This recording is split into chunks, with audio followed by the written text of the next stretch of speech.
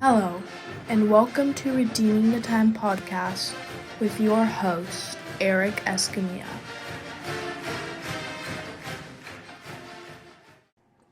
Okay, hello, this is Eric Escamilla. I'm the host of Redeeming the Time. I have today Natalia Vieyra. Yes. Oh, I said it right. Yes. And of course, I know Natalie from, what has it been, 6 years? Yes. We were in treatment 6 together. years this Oh, month. Yeah. Man. 6 years, and let me see, I've been sober 6 years. How long you been sober? 3. How's that going? It's going good. It's still a challenge every day, but I love it. It's been good. So. And so you kind of had, and I want to go to this because you've kind of had a relapse. And so I don't know what it's like from my perspective, but the audience might be interested. When you relapse, what's the feeling at that point? So when I met you, actually, when you had graduated, I think it was that day you graduated. July 20. It was July 20 because that's my 6 year. Okay, maybe it was like the day after or something. Okay. I don't know, but I had gotten pulled into my counselor's office, and they told me that insurance wasn't going to cover it anymore. So that was just kind of like just kicked me while I was down, Right. And so I was devastated. I remember crying to everybody, saying my goodbyes. I didn't want to leave. Like, I'd been there 9 days, and I just wasn't ready to leave. Was finally, like, doing something right with my life. And I ended up going home, and I think I stayed sober maybe one day. Oh, really? Yeah, and then that was it. And I mean, you're back, same place, same people, same everything. And it was way worse the second time around. It got worse the second time. It was way worse the second time around. Yeah. And see, that's kind of what I wonder. Sometimes people mess up that one night, a year, 6 months, whatever later, and then all of a sudden it was like, oh, it's just one night. And then it kind of is a gradual back into starting over. Right, yeah. I mean, it was horrible. The guilt and the shame, because you walk out of treatment and you're like, oh, yeah, I got this. Like, I'm going to be sober, blah, blah, blah, blah. And then, you relapse, and it's not quite that anymore. So Yeah, well, I'm glad you're sober and sober 3 years. Yeah, well, thank you. So what level do you think you're at? If there's levels, like your third year, what is it like from the first year to the third year? What does the growth look like? I feel like there's different levels of my recovery. So I've managed to not give alcohol the power that it once had on me. I feel like that first year was just trying to be around, drive by a liquor store, or, be at a place where they might serve alcohol, restaurants and whatnot. But this time, like this year, I feel like it's more of like prioritizing myself. So it's like, how do I cope with stress now that I don't have the alcohol to relieve it? How do I stay healthy? I'm healthy with no alcohol, but like where do I build from there? So it's just building on to what I've already accomplished. Kind of a different priority, and the health thing is big, isn't it? Oh yeah, big. I mean, what I learned a lot though too at treatment was great is you got 3 meals. Yes. Of course, they cooked it all for you. Yeah, You had options. Yeah. And so, and I love to eat, so it's kind of like it was great. Yeah.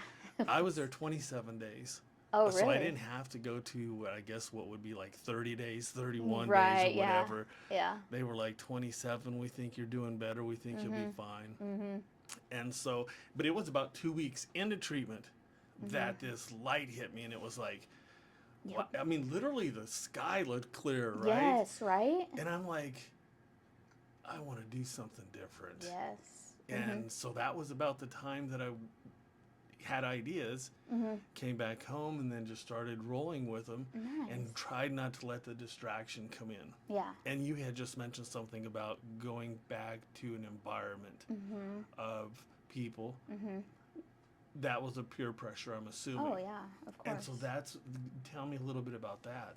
I mean, when you step away and you go to treatment, it's, you're working on yourself, you're learning so many things, but nothing really changes after. It Everything is still the same back at home or back where you once were. So, of course, when you go back to that, you really have to remember everything that you've learned, and practice those. You have to set boundaries. Boundaries were a huge thing. But I knew the second time around, I couldn't go back to where I lived because I was just not going to be successful this time around. So when I went back, it was just, people were still partying. People were still at the bar. People still went out on a Tuesday and, stayed out all night. Like, so it was hard for me to say no to that, So so where I definitely had more peer pressure would have been if my family, I don't know your background in family, but none of the parents, sisters drink, smoke, do any of that, right? So that acclimation was easy. Is that the right word? Yeah. So I acclimated to their lifestyle, Okay. which was helpful. Yeah. Because I didn't have that pressure. And family's important. Oh, yeah. So how was that for you? I was the opposite. I come from a family who drinks, birthdays, funerals, yes, weddings, Tuesday, you know what I mean? It's Monday. Yeah. I mean, we would I remember just going to the bars and like, oh, there's my uncle. Oh, there's my cousin. Oh, there's my mom, So it was like, it was super hard. And I don't want to make assumptions, but I feel like, when I was in treatments, I had certain family members that were like, when are you coming home? Like, what's going on? Like, what are you doing? Which they had every right to, like they were like, dude, come on, like, get back to work, pay your bills, quit messing around. Yeah. But when I started coming for Christmas and then Easter and all these holidays, and I still wasn't drinking, I think at some point they were like, yeah, you're staying sober. Okay, maybe I should support that, So How do they support it? Well, I to this day, I still get family friends or people who I haven't seen in years, and they'll say, hey, do you want to drink? You want to buy? Come on, you want to drink? You want to drink? And there comes my family. Hey, she doesn't drink. She told you she doesn't drink. Walk away. So. So those boundaries were supported by your parents. Oh yeah. Which is awesome. Yeah. Oh yeah. Because okay, so brothers and sisters. Do you have? What is your? So I have 4 brothers, and I live with my sister. I just met her a couple years back, but Really? Great support. Yes, all of them. So That's awesome. So 6 total, 5. Well, I got a little sister too, but I don't Okay. talk to her very much. How young is she? 28. She'll come around. Yeah. Yeah. She will. Yeah. So I tell you what. Let's go with. Where did you grow up? So I grew up in North Platte. That's where mainly most of my family is. North Platte's a party town, though, isn't it? That's all. There's nothing else to do. I ran into a lady today at the ATM, right? Uh-huh. And I was like, you go first, whatever. Oh no, she goes, I got to do a couple transactions. She goes, I'm going to the casino, and then she says, what else is there to do? I can't imagine North Platte. Yes, yeah. So go ahead. You're from North Platte. Yeah, I mean, growing up, as a kid, you find things to do, but as a teenager, yeah, you find trouble. You find, places to drink and things of that nature. But and then as a young adult, I mean, what else is there to do besides go to one bar and then go to the next and go to the next? So. That's how that was. Because North Platte's not very big. It's not. Well, and it's probably grown, but what is it, maybe? When I left, it was 25,000 people. Wow. When I left, though, they were building so many things. It's growing. It's definitely growing. They're getting more people in, which, I mean, the town right now I would say is thriving. Nice. That's but good. before I left, it was nothing. No It was treatment centers? no treatment I was centers, like, yeah. nothing. No, and All bars. that's the thing. Yes, and that's the thing is like, okay, so everybody that I met from Valley Hope, they were either they lived in Lincoln or they lived in Omaha, like in that area. Everybody, and I'm like, I live in North Platte, like, you know, like clear over here. Like I didn't have any like sober support or anything, so I really relied on you guys like on Facebook and everything. But then that didn't. And that's how I kept up with you. And of course, a lot of times when you were posting stuff at the parties, Mm-hmm. I didn't. Why, I didn't judge. I was like, oh, she's had a party, and who cares, right? Yeah. But then I was like, later on, I was You like, kind of figured it out. Yeah, I mean, it's taken me 2 years to get you on the podcast. Yeah, yeah, I know, right? You're busy. Yeah, yeah. And so, what was your childhood like? Chaos. That's if I had to sum it up in one word, I would say chaos. It was just, my dad had come back into our lives and he kind of moved himself in. My mom was working 2 jobs, sometimes 3. There was 5 of us kids living under one roof. So. And mom was the supporter. Yes. Yeah. So she would come home obviously tired, irritated the house wasn't cleaned, or, why are you kids still up? That type of thing. And so she would come home, she would start yelling. My dad would get annoyed, he would start yelling. There's 5 kids running around. So, I mean, it was just always loud and chaotic. And, that's that's one way to sum it up, chaos. And I'm gonna eventually guess that chaos kind of seemed normal, didn't it? Oh yeah. And so, about what age did you kind of look at things and say, "Wow, that's not normal. Part of where I'm at"? And what's normal? There's no normal, right? Yeah. But I guess maybe like, I looked back and this was mom and dad, this was us. Now you're whatever age, and you're like, well, man, I think I want something different and do better type of a thing. Did that ever? Yes, but I didn't know how to get that, if that makes sense. Yes, it does. I was probably in high school, and I just knew that I didn't want to be like my mom, working, 10 jobs. I didn't want to be like my dad, who just couch surfed. And, my brothers, they were, in and out of trouble and in and out of jail, and I kind of started going down that route, but I wanted better for myself. But when you grow up with something, your parents, they're fighting, they're drinking, they're using whatever, your brothers, your cousins, everybody's in and out of jail. It's just something that Mm-hmm. and naturally, unless something changes, you're just going to go down that route, And so it was... I need to get out of North Platte. Yes, yeah. Holy but cow. I didn't know how to get to that better life that I wanted, Yeah. It was so hard. So did you graduate in North Platte then? Yeah. Mm-hmm. And so after graduation, stay there, move? I had moved with a cousin to Fort Collins, Colorado. Just for a summer. I tried. It was expensive.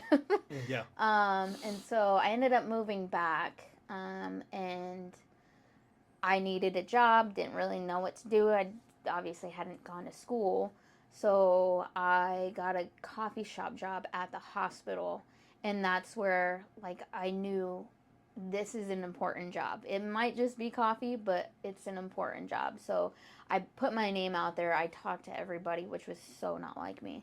I made friends with, the nurses and the managers and the HR and everybody. And but that's your personality, right? Because you seem to have had this kind of and not at that great point. personality, even in treatment. That's kind of what just caught my eye. I'm like, what's wrong with this girl? She looks fine. Yeah. 'Cause you were friendly with everybody, Yeah. and everybody, it's a good vibe. Yeah. No, not at that point. I was very shy and reserved. I didn't like talking to people, but and maybe that's what it was. Maybe that's when I had started to learn to kind of be a little more social. but yeah, I started to put my name out there, and people were offering jobs to me, and they were, hey, you should job shadow us. Hey, you should job shadow this job. Hey, you should apply for this job. And so all of a sudden, all these like job opportunities started coming in, which was amazing. Nice. Yeah, but And so from the coffee shop, mhm. how old were you? I was 20 years when I started that job. 20 years, and then so when did you leave North Platte? When I was 28. So then when you went to treatment, you still lived in North Platte? Yes. Okay. I So was I met you 25. about 20. Oh, I was 25. I met you at 25. Oh, Right. I was 25. We met in 2020. Okay. Yeah. Yeah. And so was treatment. Why did you go to treatment? I knew that was coming. I don't think I knew that was coming. So at that point, let's take it back to 2020. Yes. I'm interrupting. Take your time. Take your time. 2020. Everybody remembers 2020. Like, I don't know. I feel like everybody has a story about 2020. 2020. That was COVID, right? That was COVID. Yep. World shut down. Yeah. I had just gotten a new job in the sleep lab, and they sent me to Atlanta, and they had me train for a week down there, which was amazing. I met really smart people. Just explored all these different hospitals. It was amazing. It was an amazing opportunity. I finished my exam, which I had graduated at the top of my class, and I was like really proud. Yeah, well, thank you. And I was like really proud of it. Like, I was excited. I get on the plane and I'm like, holy crap, it hits me, and I'm like, I'm gonna have to like have my own patience. I'm gonna have to take care of these people. Like, what happens if like they code? What happens if and now like the pressure is on. Kind of reality set. Yes. And I started drinking on the plane. This was on a Friday day. I started drinking on the plane, and I did not stop until like Sunday late Sunday night, I think.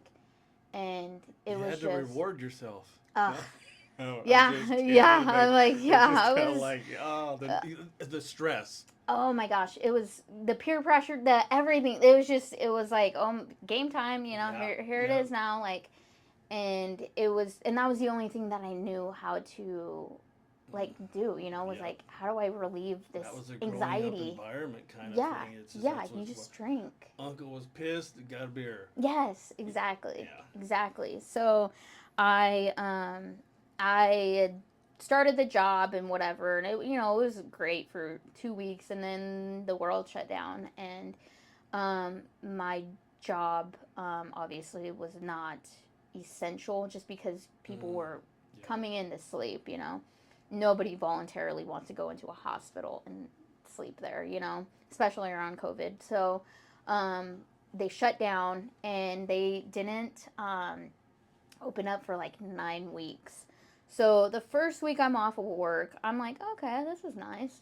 Second week I'm like, okay, all right. Third week I'm like, I'm ready to go back. Like, fourth week, it's just, it's bad. So what I had done, I didn't know what to do. I'd cleaned my house. I had done all the things that I said I would do if I ever had the time. And that's when I started drinking. And I made a rule with myself that if I was going to drink, I'd have to wait until noon to drink. And then it got pushed back to 11. And then it got pushed back to 10, and things just kind of got out of hand there. I remember one night, and keep in mind, like, I was doing drugs too as well. A lot of cocaine, which the cocaine just didn't. I mean, the high was to the drinking, or was it two separate things you did, or at the same time? At the same time. Okay. At the same time, yeah, because I had realized that if I had drank so much and then I black out, you just do a couple lines, and then you sober up somehow, and then you can drink more, So it was like it was helping my drinking, and so I good support system. balance, balance. So I was, it was bad though. It was on my mental health. It was horrible. The high was high, but the low was low. And so I realized that I had become super depressed, almost like suicidal, basically. And I felt comfortable enough to talk with my friends, a couple of different friends, and they're like, "You need help." So I went to my doctor, and this was a perfect time to go to the doctor, right? Because it's like the whole world is depressed, they're isolating, all this stuff. So I'm like, it's fine. So they put me on Lexapro, and that was not good at all. I don't know what that is. It's antidepressant. Okay. And it worked. It was great, but I was either sleeping till 4 and going to bed at 10, or I was taking 3 naps a day. Like, it was just not good, Adjustment was messing with Yes, you. it was. And then you weren't drinking? Or... No, I still was drinking. Oh, okay. So the mixture of everything wasn't letting the medication probably do what it's supposed to do? Probably, actually. I've never thought of it that way. Yeah. Well, I've just heard, like, the worst thing to be doing is obviously any drugs, more or less alcohol if you have some form of depression. Yeah. Yeah. Yeah. I mean, for me, that's drinking and being a little depressed, that doesn't help it at all. Yeah, you couldn't tell 25-year-old me, though. There's no telling me not to drink, Yeah. And so so they tell you, like, take this is a nighttime med, but I obviously didn't want to drink after I just took medication, so I would take it in the mornings. You got a system that you're like, I know this will work. It'll work. It's fine. It's fine. But it didn't, because I remember, well, no, I don't remember. There was a night, me, my friends, and like, this is COVID, so we're not like having big parties or anything. It's like me and 2 friends, So I go over to my friend's house, and I remember taking a sip of my drink. And then after that, I wake up in jail. And it's because I was drinking with the medications. And so it just made me black out. Yeah. And so, second DUI, I messed up. Oh, you had a DD. See, yeah. I didn't know none of this about you. I just seen this innocent girl coming in. I didn't know. And I don't think we ever had this conversation. I don't think so either. No. Mm-mm.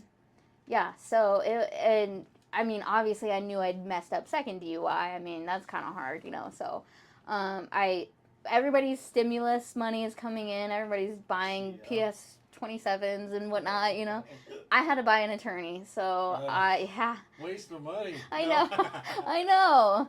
So and he said, "What do you want?" I can give you whatever you want. What do you want? And I said, "I just want to stay out of jail for my job." And he said, "Okay, well, get yourself into treatment."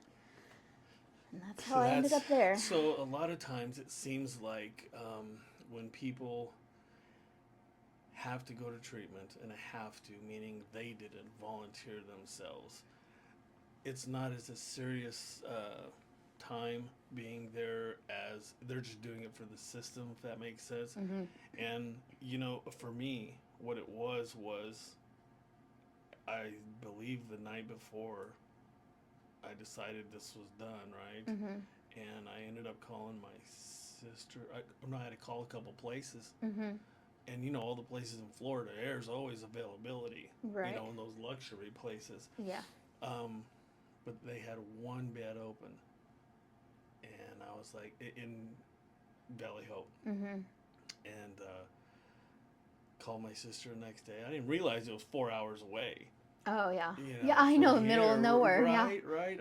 Cornfields, and I'm just like, where are we going? Yes, I know. That's how I felt. I'm stuck here if I'm here. Exactly. And so I get there, and like I said, I guess what I'm getting at is that my volunteering myself, knowing I had to quit, had more an effect on me as far as I'm never doing this again. Yeah.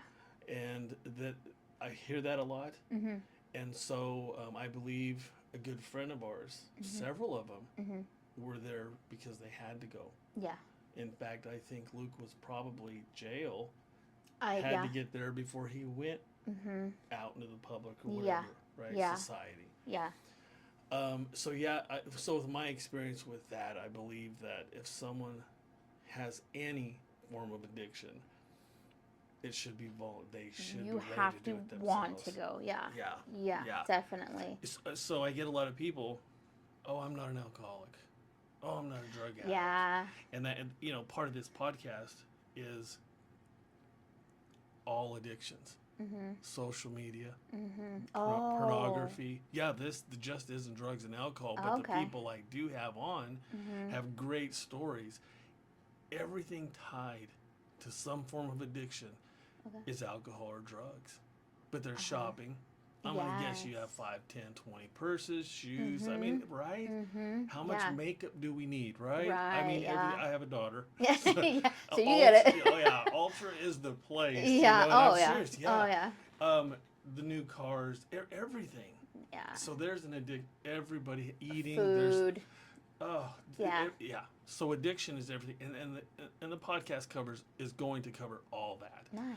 But there's just so much addiction of any sort. Video games. I don't know people that play video games 8, 12 hours. Oh my gosh. And work.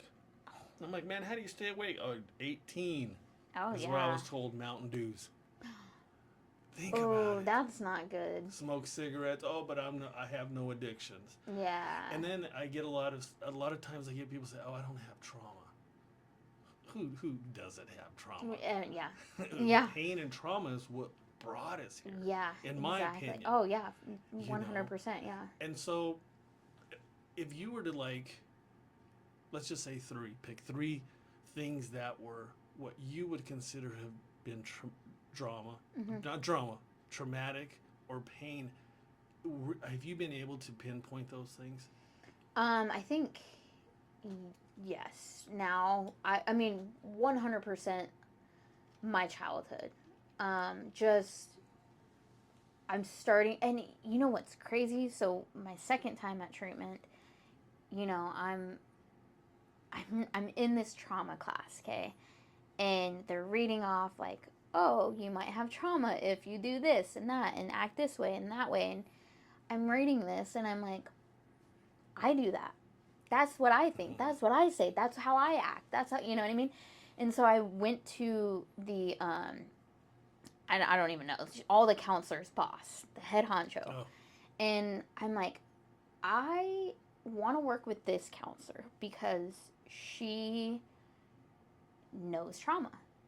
And I don't know, but I think I have trauma. And she was like, okay. And I don't know how we got to where we got in the conversation, but she asked me, she was like, something about, I don't know what she asked me. And I said, well, everybody gets spanked as kids, you know, like everybody, you know, of course, you know, the belt and, you know, all this, of course everybody goes through that. And she's like, really? Like everybody?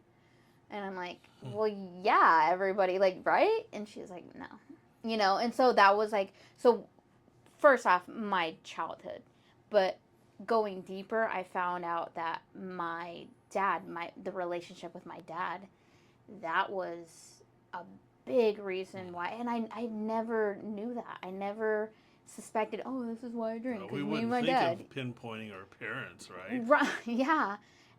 But here it is, like, all these feelings I had towards my dad, and this is, you know, an open wound, you know, and so, and at that time, my dad had passed. So I was going through, mourning him, and, you know, this and that, but also figuring out why I was the way I was because of that relationship.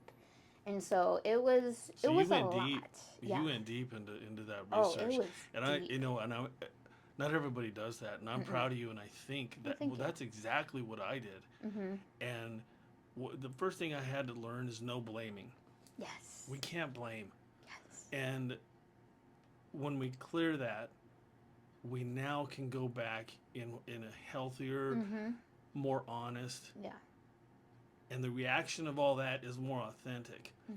Because what happens is, in my opinion, I don't know if you would agree or not, our trauma and pain stems from our parents. That's me. That's what I believe. Because when I was born, I couldn't get a drink. I didn't know feelings. I didn't know none of Right, that. It was yeah. all about me. Give me a bottle, change my diaper, Yeah. and I didn't even ask for that. I just cried, right? Yeah.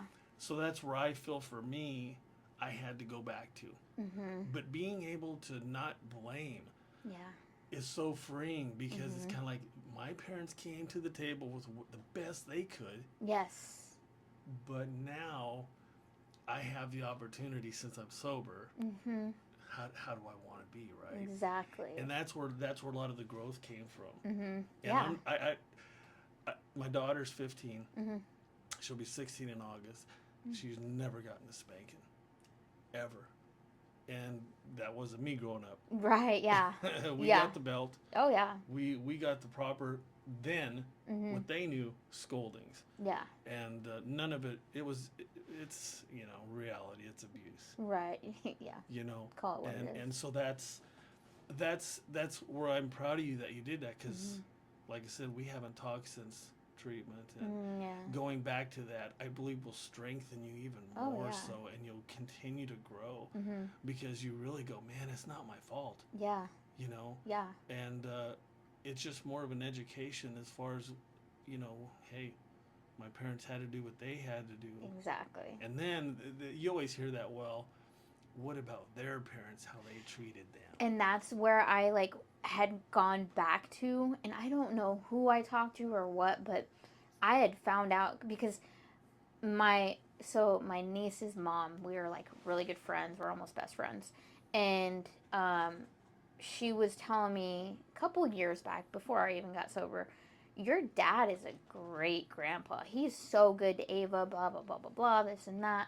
And I'm like, well, he wasn't really that great of a dad, but then I look back at my dad's childhood, and he's, telling me, and all these people are telling me, oh, your grandpa was a horrible dad. He was not good, he beat, I don't even know. And, but he was a great grandpa.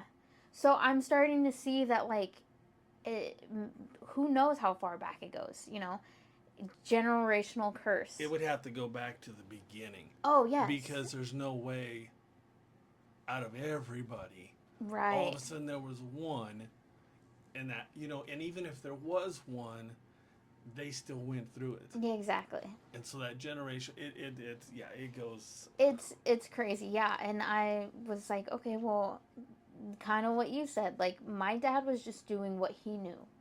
He did his best. That was his best. Unfortunately, it wasn't anywhere where I needed him to be. But now, moving forward, I don't have to be that parent, just like you. I don't have to beat my kid. I don't have to, we can communicate in a healthy way. We don't have to yell at each other or whatever. Yeah. And not until I got sober was that easier to do, though. Yes. Because going up to my daughter and giving her a hug when she's done something wrong. Ooh, and we're wrong is what a 15. She's she doesn't do nothing outrageous. Right. But it's just whether she slips up and says a cuss word, whatever it be, right? Right. And everybody is cussing, right? But yeah, I'm just saying yeah. a simple example, because she hasn't gotten in major trouble, grades in school or something. Right. Is that my reaction with that is with love. Yeah. And that is what I've learned being sober. And when people sit and think, oh, sober, or any addiction that it is, man, set yourself back and think about that. Because however we react and what we do stems from something that we grew up with. Yeah. And until I was sober, I wasn't able to do that. Yeah. And so that I'm thankful for. Oh yeah. And your continued growth is going to be, you're working on it. Working on it. Yeah. So, if you want to, are you still in the sleep study business? No. So that year when I got back from treatment, I lost that job. So I, from there, just kind of did small, meaningless jobs. Wasn't really passionate about it. Kind of felt like a failure. Well, I lost my hospital job, and when you lose that job, they don't really hire you any that in North Platte is more oh yeah, small town small town, yeah. So it's like you lose that job. There's really nowhere else to go. There's no good jobs out there. So I managed to do nothing basically. I mean, I was doing jobs here and there. I went to a serving job and kind of got some experience in like managing, if you will. But I mean, still drinking, still not learning my lesson. I had moved away for a short time to Denver, which was amazing. It opened up doors of like, oh, I can do something with my life, and it gave me that hope again. Yeah, gave me that hope again. But it's proof that no matter where you go, that alcoholism is gonna follow you. And you have to fix it. You have to figure out what's bothering you in order to move on with yourself, better yourself, Otherwise, you're going to be like me in Denver, in detox, you know what I mean? Like, I don't, yes, they don't give DUIs. They just throw you in detox because we got bigger fish to fry. So, yeah, but I ended up moving back. I think I was just slowly, like, the alcoholism was seeping in and, slowly adding problems to my plate, and I eventually just gave up, which me now, I would have never given up. I would have done everything I could to stay in Denver because I loved it. But at that time, it was just a bad place for me. Like, I was drinking a lot. I just didn't care about anything anymore. And so I ended up moving back home. I think it was like the beginning or like a couple weeks into June. And like 2 or 3 weeks later, I got a third DUI. And you're on the third? I'm on my girl? third. I know. That's why I'm like still sober because I can't. Innocent face. No, I don't know. I know, it's always those innocent faces. Yeah. So and I like at that point, I was just like, keep me in here. Like I'm screwed. Like the more time I do now, the less time I'll have to do later. And no, somebody had bought. I told everybody, don't bond me out.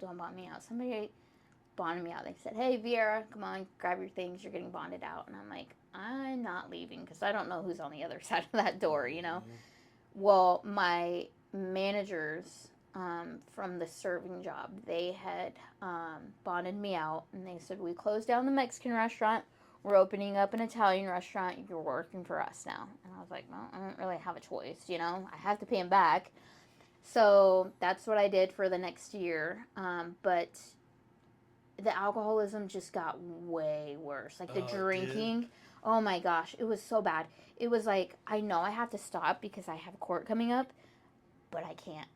And then I'd be like, oh, okay, well, I'm going to quit at the end of August or like September. September is going to be a clean slate.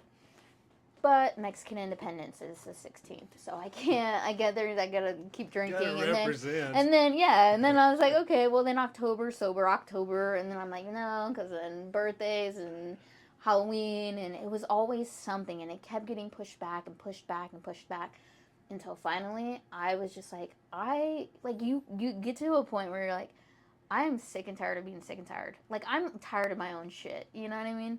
And that's how it was. And I was burning bridges faster than I could build them. I was just a hot mess.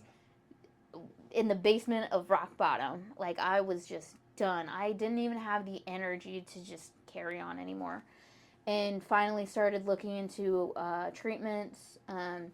Got into one, and I think, like, Norfolk maybe or something. But then they found out I didn't have insurance, so they're like, actually, we don't have a bed for you, and so I was perfectly fine with just, because I was facing like 18 months in prison. They were trying to throw me in prison, and I just felt defeated again, and luckily I got the best case scenario, 6 months in jail. I had to do what did they sentenced me 3 months on the alcohol monitor where you the ankle monitor, and then 5 years revocation of my license, and 2 years probation, which was actually pretty good for everything. So did you have to go test like every day, 3 days a week, or 3 times a week? Yes. Yep. And so did you ever go through that? Well, I'll drink. I went Monday, so I'll drink Friday. Or, you know what I mean? Luckily, Was it like that? I got sentenced and got on probation on like a Friday, and then I got a call that day, I think, that St. Monica's in Lincoln had a bed opening on Monday. So I talked to my probation officer, and he was like super cool. He knew my family, you know, and he was like, "Listen, since you're leaving on Monday, I'm not going to be around. I'm not going to check for you. I just better not see you in jail over the weekend. If you can stay out of jail, we're good." And I was like, okay. So I went crazy that weekend. And then Monday came, May 15th. And that's when I checked myself into treatment. And I never moved back. Like, I literally packed one bag with like 7 pairs of clothes, 2 pairs of shoes, and I just have not been back. Like, I've been moved.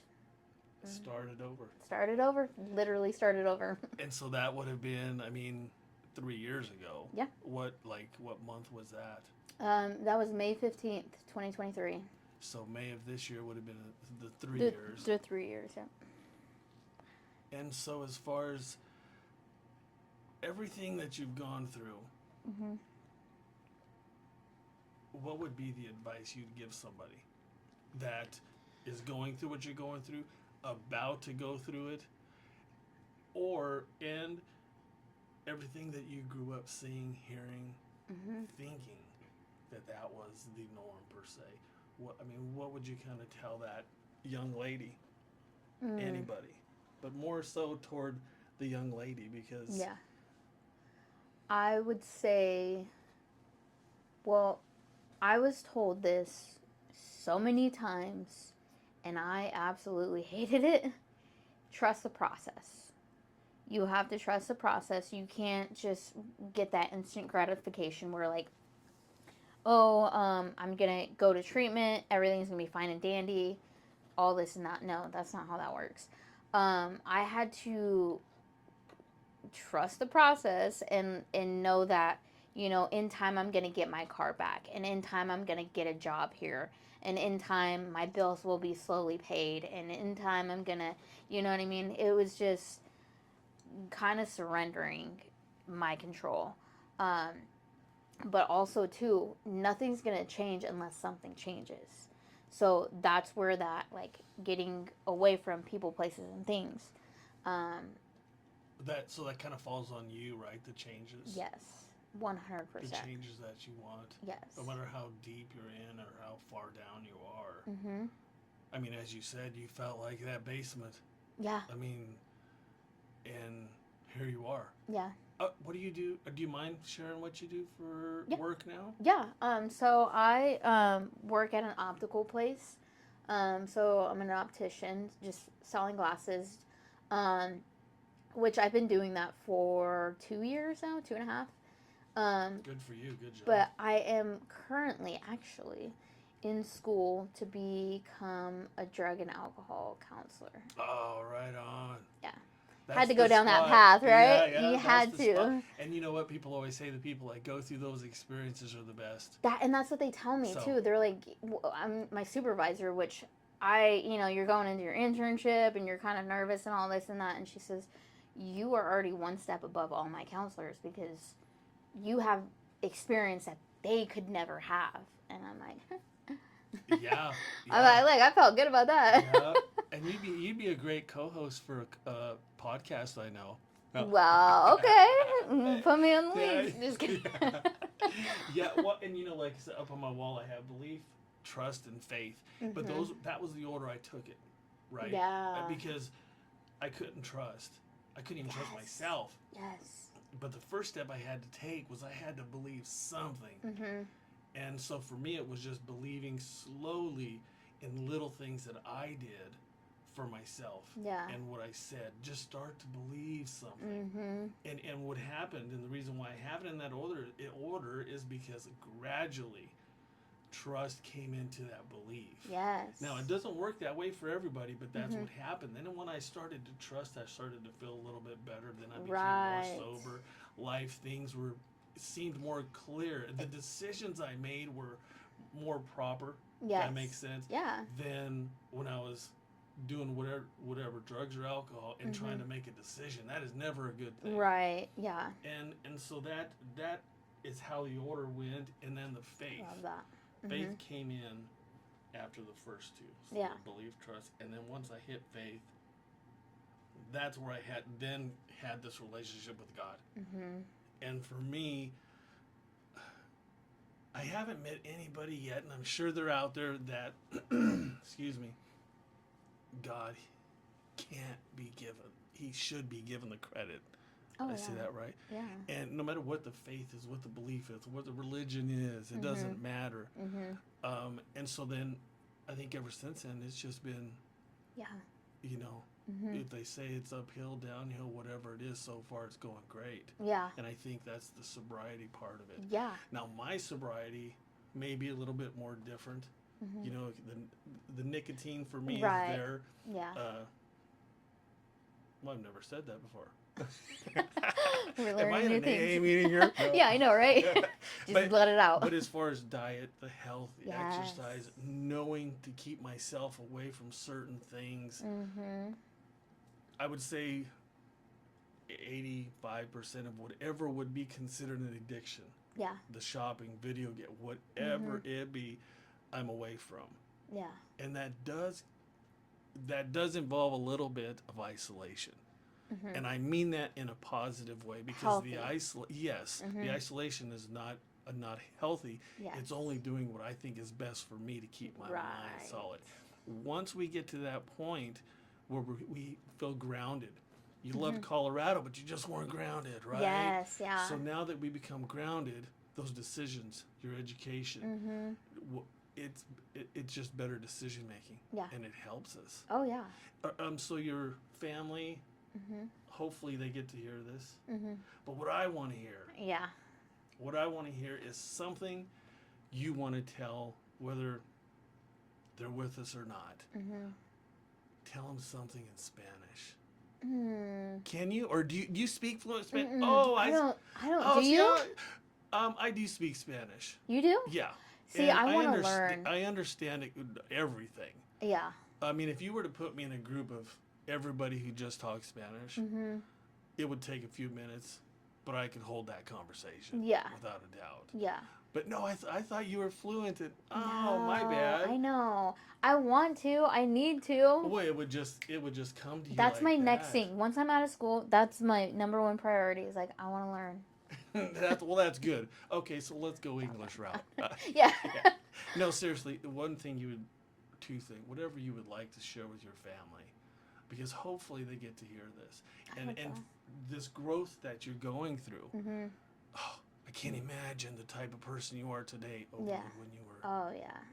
So if you, do you want to share something with them? You don't I mean, have to. yeah, no, I would love to. I mean, I tell them all the time, not all the time, but I tell them, like, I wouldn't be here without them.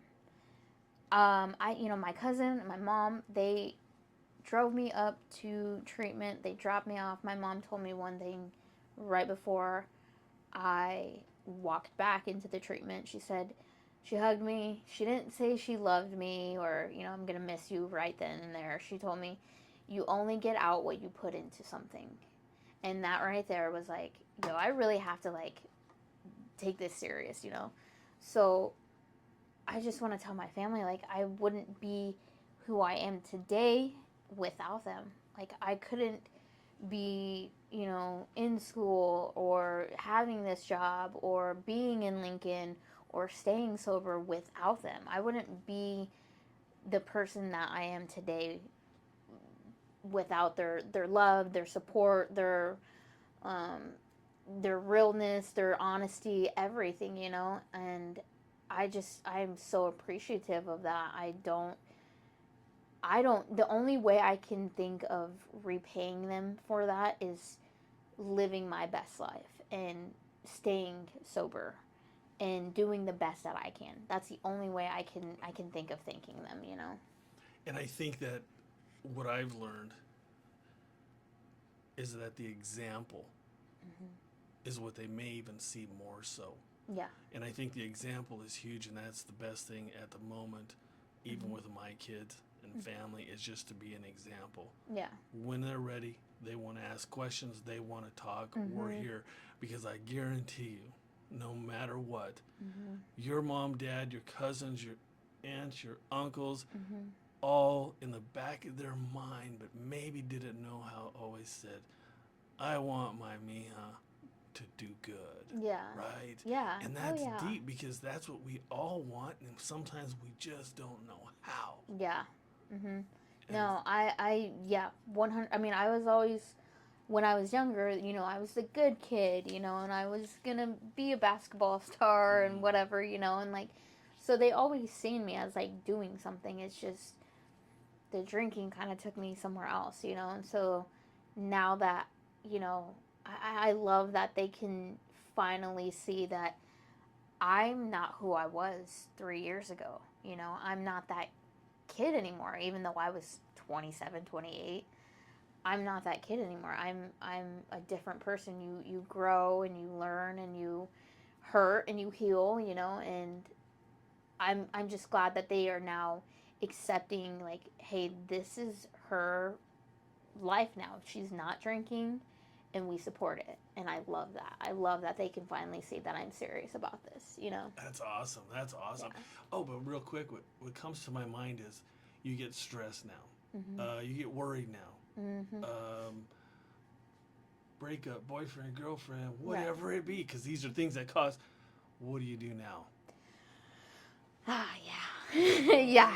So, I mean, depending on where I'm at or how serious the situation is, it's a feel. I gotta feel it out. But right now, in this particular time in my life, I am walking. I will, if I'm mad, sad, frustrated, annoyed, I will put a weighted vest on, and I will walk around Holmes Park, and I will sweat it out. And then if I'm still kind of like feeling some type of way, I'll do some squats with that vest on, and it's so freaking heavy. I was just saying, what's the weight on that? Because there's 12. 12, but they 12 all pounds. vary though, right? Yeah. Yeah. It's not the lowest. The lowest is 10, and then 12, and I think like maybe 16 and something like that. And I'm like, so I will take that frustration, but I turn it into something healthy. If I don't feel like doing something like that, I'll journal. I love journaling. I won't be able to say what I'm feeling most of the time, but I can definitely write it out and let you know what I'm feeling. That's awesome. So just finding new coping skills. I think that's what this chapter in my life is all about. Is the new coping skills and learning how to not let my emotions take over my day, basically. What about all the friends that were the partying friends, or I mean, is there still communication? Do you still visit, talk? Yeah, I keep them on like social media. Like I see, that they're on Facebook and whatnot. Just because North Platte's so small, and like you're bound to know everybody's business, at some point. But as for when I go back, I'm usually there maybe Friday night and leave Sunday morning, so time crunch, Yeah. I used to, when I first got out of treatment, I used to go there, and I'd hit everybody up, hey, I'm back in town, and people would be like, oh, come see me, oh, come see me, oh, come see me, and it got exhausting. So now I'm like, if you want to see me, you can come to me. Like, I'm not going to, yes, I'm not going to the bars, I'm not going to the clubs, I'm not going here, there, left and right. Like, different type of quality about you now, right? As far as like, hey, I'm not gonna chase you guys. Yeah. If you want to come and hang out and chill with me, let's go to a restaurant. Let's do something. But it's all the quality of things instead of let's do the partying thing. Yep. I will get a hold of a friend, and she's like, well, I'm making breakfast. I'm like, okay, well, do you want a coffee when I come over? Because that's what we're doing, Like, it's just like that, it's... You like coffee? I love coffee. All right. Remind me to give you. I have some Colombian coffee from Colombia. Literally, Really? my parents brought it. Oh my Yeah. gosh. Yeah. You'll. Oh yeah. I didn't know. I should have made you coffee. Oh no, Oh no, no. jeez. But it's so hot out. I'm not a Yeah. coffee drinker unless it's Oh, cooler weather. But I yeah. okay. All right. Right on. Yeah. Oh, I'm sorry I interrupted you. No, that's. I mean, that's basically what it is. Is like I don't have time for meaningless connections anymore. You know, and I don't know if I can't really pinpoint if that's this sober me or if that's just like the older me That's or the what. sober you, because I would say I'm the same way. I mean, Yeah. my friends are limited, Yeah. very limited, and the quality between me and my friends are high quality. Yeah. Family, whoever it is, Yeah. because it's a good feeling to go ahead and put yourself up there and think, Right. man, I deserve that. Yeah, exactly. You know, I don't yeah. need this person who lies all the time, drunk all the time, whatever in my life. Right, like Creates it's drama in your exhausting. head. Yeah. Yes. I literally asked myself, like, do I really want to waste my energy on this? Because my social energy is like very low at most days. But you know, I'm like, do I really want to, you know, worry about these drunk people or talk to these drunk people, or do I really want to, you know, no. Yeah. The answer is no. I That want to go. nonsense, I'd yep. much rather go to my friend's house where she's got 2 kids running around, crying, whatever. We're watching a movie. It's just us. No drink. I would much rather do that Yeah. than go where everybody else is. I just, yeah. Yeah, and you know what? I have about 100,000 square foot garden. So if you feel like sweating on a 100-degree day Well, in Lincoln, yeah. Nebraska, I know, you but got. that's what I do. Yeah. That's what I'll do, and that's how it all started for me. Mhm. Eventually, my story, I'll share more of my Yeah, I would story, love but to my hear it. story is created in that garden, and it started with a 40 by 40 square. I mean, it wasn't a big space at all, and each sober year, I added. It just got added, bigger and bigger and added. bigger. And the thing about it is people are like, oh, that's a lot of work and blah, blah. Number one, I enjoy it. Number one, Yes. that's where my sobriety sets. Yes. And I'll show it to you today, but Yeah. it's one of those things that you'll see and go, I take care of it all myself. Yeah. Because it's rewarding more And than you anything. take pride in it. Yeah, I do. I probably do more than most because you'll see, but Yeah. it's just kind of like it's one of those things. You know what? I put a seed in the ground. Yeah. Your mom gives birth. Yeah. What's the comparison? That baby needs nurturing, needs fed. I put that seed in that ground. That soil better be good. I better give it some whatever it needs, nutrients in that Yeah. ground. And once it comes up to like a seedling, Yeah. 3 inches up high, 2 inches, whatever it is, 2 months, 3 month baby, blah, blah, blah. Right. Now what happens when that plant gets big? It gives me back something, but I kind of took care of it to get to that point. So you see life and death in Yes. the gardening. You see it grow, life, you get stuff rewarded from it, Yeah. it dies. Okay. Yeah. Start all over. Ah. You Okay. know? Yeah. But yeah, Okay. I do enjoy the gardening, and that's been a big part of my sobriety, a huge part That's of my good. I feel sobriety. like everybody needs to find that one thing that they're like really passionate about, like just a hobby or something. But it definitely helps. What's the word I'm looking for? That purpose. Yes. Yeah. If anybody can find purpose in what they helps Enjoy? them in Yeah. life, yes. For me, that was a key. Purpose, the podcast. What am I doing? I'm helping people. I want to hear people's story. People want to Right. hear story. Can you imagine if there were just everybody would be authentic and share their story with us? Of like, oh, this that happened, and and then that's honest. Yeah. That's authentic. And that's the type of people I prefer to kind of be Yes. around, is Right. people that are going to be like that, not tell me a story about this, that, how much Yeah. they have. And I'm like, oh man. Yeah. I said, The- what the are honesty. you really Yeah. like? And that is huge to me, because that becomes quality time with that person. Yeah. Family, whoever it be. But Yeah. yeah. Yeah. So I want to give you a minute to whatever it takes to just to close it out. Whatever you want to say. Ooh. Well, just speaking on like my own personal recovery journey, I guess. I've had a lot of support, and it's nice to have my Valley Hope people, especially, I can, on social media, you guys are like rooting for me and everything, which I really appreciate it. But, it's just all the support is amazing. And honestly, I never thought that I would be in this position that I am today. I'm in school. I only have 1 year left before I graduate. Yay. My car is paid off. I don't have my own place, but that's okay because I'm fed and my bills are paid. And the fact that I'm grateful for all that, like, crazy, So it's just like, when you step into recovery, your life doesn't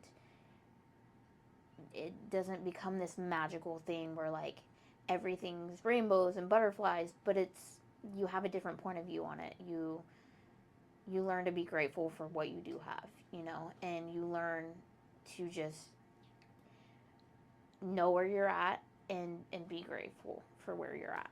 So yeah, good. Yeah. No, and the big thing for me is thankfulness. Yeah, I'm thankful for everything. In fact, when I left treatment, I was like, I'm getting T-shirts, 1 or 2 pair of jeans. That's it. Yes. And you know what? Because I was a shoe person, clothes. I like clothes, but that's what my thought process was. Mm-hmm.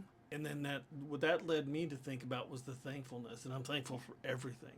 I'm thankful for food, toothbrush. I'm thankful for little things. Every day we'd get in that circle outside, and we'd have to say what we were grateful for. And I don't know, like, I ran out of ideas, so I'm like, I'm grateful that it's a sunny day. But then it's powered in your head, like, it's just pounded in there, and it's like, I am grateful that it's not raining, you know, or like whatever, you know. Yeah, and so that's key. I think that's a good way to end the podcast, is that not just because we're sober, but I think the sobriety has definitely helped given me thankfulness for everything. Absolutely. And so, let me see if I get your name right again, because Natalia. Mm-hmm. Vieyra. Yes, you did it. You did it. Hey everybody, this is Eric, host of Redeeming the Time podcast, and thank you very much for coming today. Thanks for having me. It's taken me 2 years. I mean, I I've know. been bugging you. I know. Excuse me, 2 years, but we finally got her on.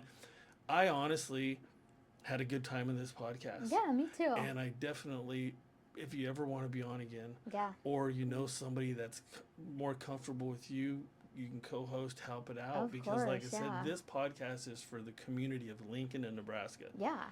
I don't care to go outside of that. We need enough help here in Lincoln and Nebraska that there's no point to go anywhere else. Mm-hmm. And so that's the plan. That's what I'm doing. We're on all social media. We're on Instagram, TikTok. Okay. All the videos are on YouTube. Okay, yeah. My personal Facebook page. And then there's the professional Facebook page that's Redeeming the Time. Okay. So, again, thank you for being here. Thanks for having me. Yeah, I know. Thanks for having me. I really appreciate it. Next time I'll get you coffee. Okay, sounds good. Thank you so much. Yeah, thanks. Running from truth, running from lies. Hey, 32 years, just changed on my mind. Grace showed up, said redeem your time. Fell down hard, but I got back up. Straight at the bottom for a living cup. New